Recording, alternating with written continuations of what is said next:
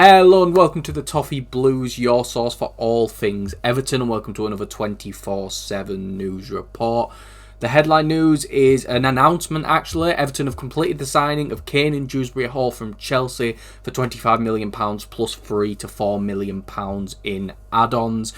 The headline is pretty simple, just going to plug a quick video. We have done a reaction video to the Dewsbury Hall signing, well I have, so if you would like to watch the video, please make sure to give that a check. It will be linked down in the description below. But moving on to some actual news, Fabrizio Romano reported that Iliman Ndiaye has been offered to Inter Milan. For now their priority is on Ademola Lookman and have not turned to alternatives. So that is just the basic synopsis of it, but what I'm going to do is I'm going to get the exact quote here that came from Fabrizio Romano's YouTube video. If you do want to see that, it will be linked down in the description as well, or you can find the video on our Twitter of Fabrizio Romano saying this. But this is the exact quote. Until today, Inter has not advanced in talks for other options. Inter spoke last week with Nkunku's agents and had many players offered. One of these is Iliman Ndiaye from Everton, a creative player, but Inter doesn't have that kind of operation in mind. He didn't activate any B option because it's focused on Ademola Lookman. And then something about Nico Gonzalez. But to put it simply, Iliman Ndiaye's agent has offered him to Inter Milan, but it's unlikely to happen, so it's not really one we want to cover much. It's not going to happen. They want Ademola Lookman. They're very secure on wanting Ademola Lookman, ironically, another former Everton player. Iliman Ndiaye's not going to go anywhere. I think this is just one where his agent has tested the waters to see if he can get the move. Don't want to harp on it too long. But moving on to the next bit of news, David Ornstein has reported that Everton have opened talks with Manchester City over a potential loan move for Jack Grealish. There's a few other things about Grealish here, but before that we did run a poll on Twitter. I believe it's currently still up as well, but I'm not 100% sure. If you ever want to participate in any of the votes we do, check us out on @EvertonNewsFeed on Twitter. The poll is Jack Grealish on loan, leave us your thoughts. 95% of fans said that they would take him, 3% of fans said that they're unsure, and the final 2% of fans said that they would not. And that's from 4,831 votes, so thank you to everyone that did vote. Now to move on to some other stories before I talk about Grealish. Fabrizio Romano reported that Everton have asked Manchester City for Grealish on loan straight. No discussions about a buy option. Everton are willing to cover part of the salary, but talks are still in the early stages. Grealish's camp has also been approached. And then Alex Crook reported that Manchester City want Jack Grealish's wages covered in full by any club taking him on loan. This comes from two different sides. If we're only covering part of Jack Grealish's wages, I think it'd be a fantastic signing. I don't think it'd impact someone like signing Tyler Dibling or Takefusa Kubo, some of the wingers we've been linked with, because I think he'd be playing centrally in the role that Dwight McNeil played before his injury last season. I think that's where Grealish should play. I think this would be a really good signing, but us covering his stupid 300 grand of wages it'd be ridiculous. I'd be hesitant about paying half it and giving him 150 to be honest, but I do think he's good enough to merit us paying that.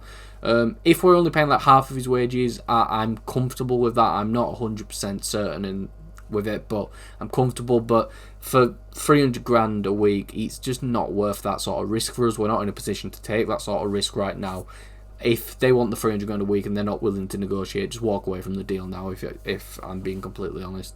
Yes, it's one way I wouldn't be too sure on it, especially in that circumstance. I'd love Grealish at Everton, but I'd avoid him as much as physically possible if it's going to mean we have to pay his full wages. Paddy Boyland of The Athletic reported that Leicester City's James Justin is under consideration by Everton for fullback cover. Mentioned this on a recent video. I think Justin would be fantastic as fullback cover.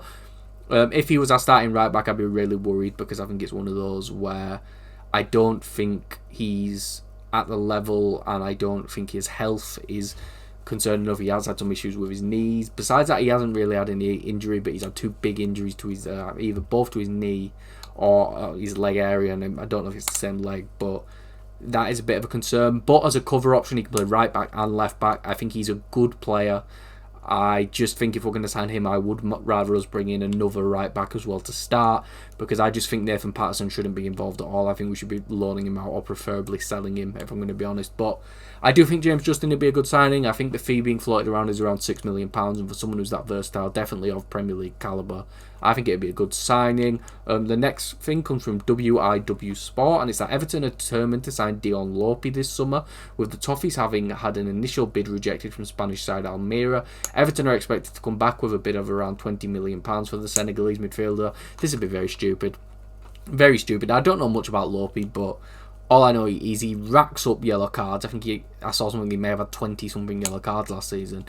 And he played in the Spanish second division. You can't, unless they are a 19-year-old potential world star, you can't justify 20 million from the Spanish second league. I think Almeria may have been promoted, which is why they're asking for that much, but I don't know much about him. I said this on the last video where I covered him.